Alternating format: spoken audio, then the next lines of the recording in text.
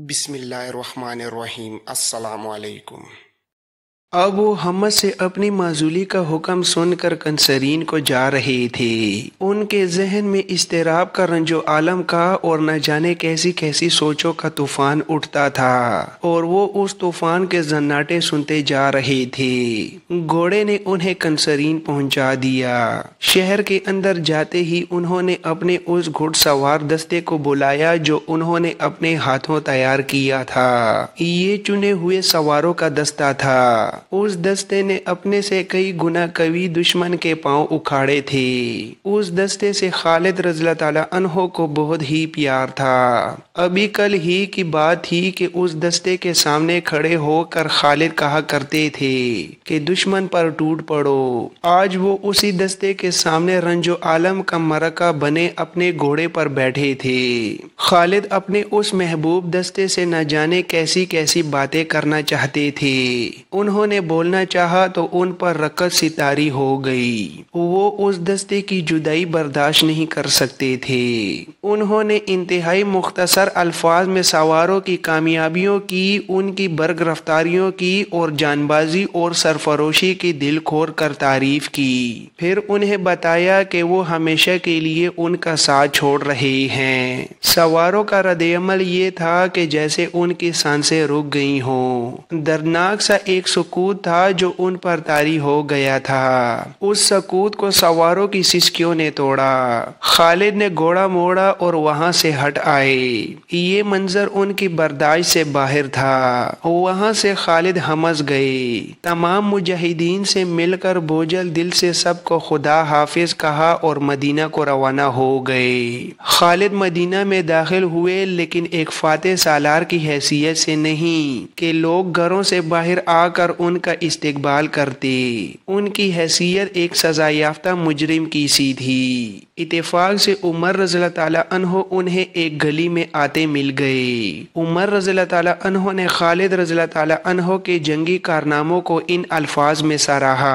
अबू सुलेमान, तूने वो काम किया है जो कोई और नहीं कर सकता था, मगर हर काम अल्लाह करता है, और तूने जो काम किया है वो किसी भी मुसलमान को पसंद नहीं आया। खालिद ने कहा, ए इब्ने खत्ताब, तूने मेरे साथ बेइंसाफी की है। उमर रज़ियल्लाहु ताला अन्हो ने कहा, कहाँ से आई ये दौलत कि तू उसे नाजायज असराफ में फेंकता फिरता है। अबू सुलेमान, क्या तू रूमियों और फारसियों जैसा बादशाह बनना चाहता है? खुदा की कसम तू मेरे लिए काबिल एहतराम है, तू मुझे अजीज है। अब तुझे मुझसे कोई शिकायत नहीं होगी। खुदा की कसम मैं किसी सालार, किसी अमीर और किसी हाकिम को बादशाहों जैसा बनने नहीं दूंगा कि जिसने मदा सराई की उसकी जोली इनाम से भर दी। खालिद एक दो दिन मदीना में रहकर कंसरीन चले गए। वो मदीना को हमेशा के लिए छोड़ गए थे।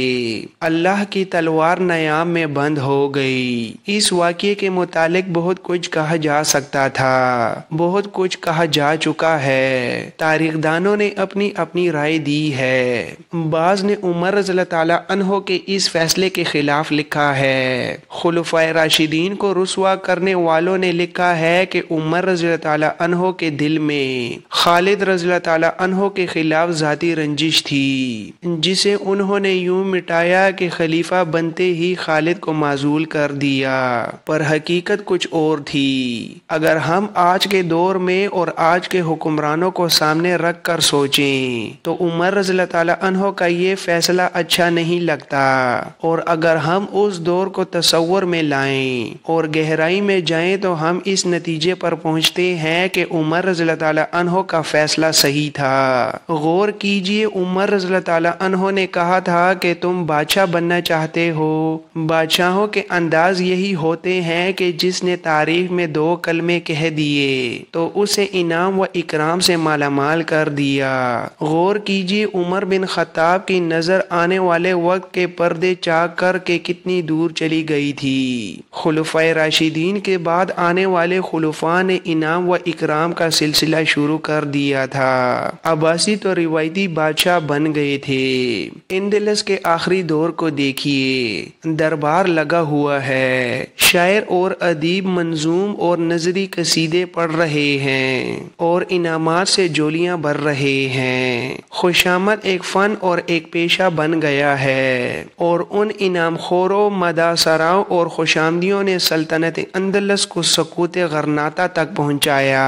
اس کے بعد سلطنت اسلامیہ بادشاہیوں میں بڑھ گئی۔ ہندوستان میں مغلیہ سلطنت کے انعام مشہور ہوئے اور اس سلطنت کو زوال آیا۔ اب پاکستان میں دیکھ لیں، انعام و اکرام کا وہی مذموم سلسلہ چل رہا ہے جسے اسلام نے ناجائز اسراف قرار دیا تھا۔ خالد بن ولید نے تو اپنی جیب سے انعام دیا اور معزولی کی سزا پائی تھی، لیکن ہمارے حکمران سرکاری خزانے سے انعام دیتے چلے جا رہے ہیں۔ حقیقت یہ ہے کہ یہ غیر ممالک سے لیے ہوئے قرضوں کی رقم ہے جس پر ہم سود ادا کر رہے ہیں۔ عمر رضی اللہ تعالیٰ عنہ کی دوربین نگاہوں نے دیکھ لیا تھا کہ انعام و اکرام کا سلسلہ چل نکلا تو اس کا نتیجہ زوال کے سوا اور کچھ نہ ہوگا۔ عمر رضی اللہ تعالیٰ عنہ نے اس لیے بھی خالد رضی اللہ تعالیٰ عنہ کو نہیں بخشا تھا کہ عدل و انصاف اور سزا میں چھوٹے بڑے کا فرق نہ رہے۔ انہوں نے سوچا تھا کہ انہوں نے خالد رضی اللہ تعالیٰ عنہ کو معاف کر دیا تو یہ دستور بن جائے گا کہ سالار، امیر، حاکم اور حیثیت والے افراد کو سزا مل ہی نہیں سکتی۔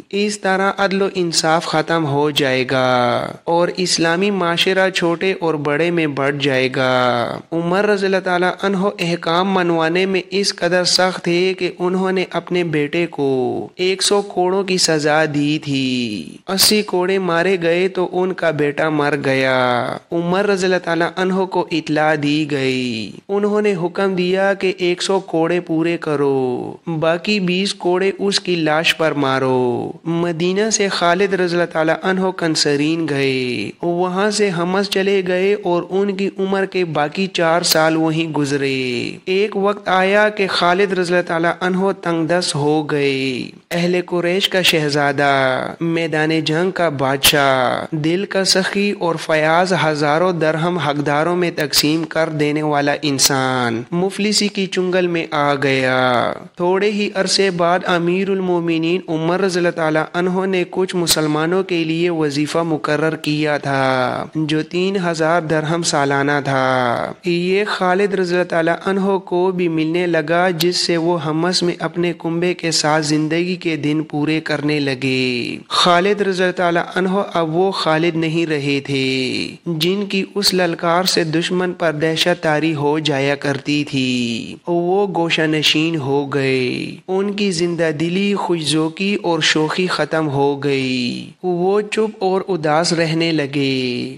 جنوری فروری سن 639 بمطابق 18 ہجری میں انہیں ایک اور صدمہ برداشت کرنا پڑا۔ فلسطین کے ایک قصبے امواس میں طاعون کی وبا پھوٹ پڑی اور جو دیکھتے ہی دیکھتے تمام فلسطین اور شام میں پھیل گئی۔ لوگ بڑی تیزی سے موت کا شکار ہونے لگے۔ یہاں ابو عبیدہ رضی اللہ تعالیٰ عنہ کے کردار کا ذکر بے محل نہ ہوگا۔ مورخ لکھتے ہیں کہ امیر المومنین عمر رضی اللہ تعالیٰ عنہ نے ابو عبیدہ رضی اللہ تعالیٰ عنہ کو پیغام بھیجا کہ وہ مدینہ آ جائیں، کچھ ضروری مشورہ کرنا ہے۔ ابو عبیدہ رضی اللہ تعالیٰ عنہ نے جواب دیا کہ میرے جن ساتھیوں نے میدان جنگ میں کبھی ساتھ نہیں چھوڑا تھا انہیں میں طاعون کے ڈر سے چھوڑ کر نہیں آؤں گا۔ چنانچہ وہ اپنی فوج کے ساتھ رہے اور طاعون کی وبا میں شہید ہو گئے۔ خالد رضی اللہ تعالیٰ عنہ کے تمام ساتھی سالار جن کے ساتھ انہوں نے بڑی خوفناک جنگیں لڑی تھیں طاعون سے انتقال کر گئے۔ ان میں ابو عبیدہ، شرجیل بن حسنہ،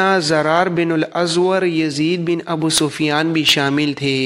خالد رضی اللہ تعالیٰ عنہ کے اپنے بہت سے بیٹے طاعون کا شکار ہو گئے۔ ایک باپ کے لیے یہ صدمہ ناقابل برداشت تھا۔ طاعون کی اس وبا میں 25,000 مسلمان اللہ کو پیارے ہو گئے۔ خالد رضی اللہ تعالیٰ عنہ پہلے بھی چپ رہتے تھے مگر اب تو جیسے ان کی قوت گویائی ختم ہو گئی ہو۔ مسلمانوں کی فتوحات کا سلسلہ چل رہا تھا۔ ابو عبیدہ کے انتقال کے بعد سپہ سالاری عروہ بن العاص کو ملی۔ خالد رضی اللہ تعالیٰ عنہ جب مسلمانوں کی نئی فتح کی خبر سنتے تھے تو ان کے چہرے پر رونق آ جاتی تھی مگر کچھ دیر بعد وہ پھر سے بجھ کے رہ جاتے۔ غالباً انہیں یہ خیال آ جاتا تھا کہ وہ اس جنگ میں شریک نہیں تھے۔ سن 642 بمطابق 21 ہجری میں خالد رضی اللہ تعالیٰ عنہ کو ایسی بیماری نے آ لیا جو انہیں بڑی تیزی سے کھانے لگی۔ یہ صدموں کا اثر تھا، ان کا جسم گلتا چلا گیا۔ ایک روز ایک دوست انہیں دیکھنے آیا۔ خالد رضی اللہ تعالیٰ عنہ نے اپنی ایک ٹانگ ننگی کر کے اپنے دوست کو دکھائی اور پوچھا، غور سے دیکھ کیا میری ٹانگ پر کوئی جگہ تجھے نظر آتی ہے جہاں تیر، تلوار یا برچی کا زخم نہ ہو؟ دوست کو ایسی کوئی جگہ نظر نہ آئی جہاں زخم نہ تھا۔ خالد رضی اللہ تعالیٰ عنہ نے دوسری ٹانگ ننگی کر کے دوست کو دکھائی اور یہی سوال پوچھا۔ پھر دونوں بازو باری باری ننگے کیے اور یہی سوال پوچھا، پھر سینہ اور پیٹھ دکھائی۔ دوست کو ایک بالش سے زیادہ کوئی جگہ نظر نہ آئی جہاں زخم کا نشان نہ ہو۔ خالد رضی اللہ تعالیٰ عنہ نے بڑی نحیف آواز میں کہا، کیا تو نہیں جانتا میں نے کتنی جنگیں لڑی ہیں؟ پھر میں شہید کیوں نہیں ہوا؟ میں لڑتے ہوئے کیوں نہ مرا؟ دوست نے کہا، تو میدان جنگ میں نہیں مر سکتا تھا ابو سلیمان، تجھے رسول اللہ نے اللہ کی تلوار کہا تھا۔ یہ رسول اکرم کی پیشن گوئی تھی کہ تو میدان جنگ میں نہیں مارا جائے گا۔ اگر تو مارا جاتا تو سب کہتے کہ کافر نے اسلام کی تلوار توڑ دی ہے، ایسا ہو نہیں سکتا تھا، تو اسلام کی شمشیر بے نیام تھا۔ انتقال کے وقت خالد رضی اللہ تعالیٰ عنہ کے پاس ان کا ایک ملازم حمام تھا۔ نزاع کے عالم میں خالد رضی اللہ تعالیٰ عنہ نے کہا، میں ایک اونٹ کی طرح مر رہا ہوں، بستر پر ہونا میرے لیے شرمناک ہے۔ اور خالد رضی اللہ تعالیٰ عنہ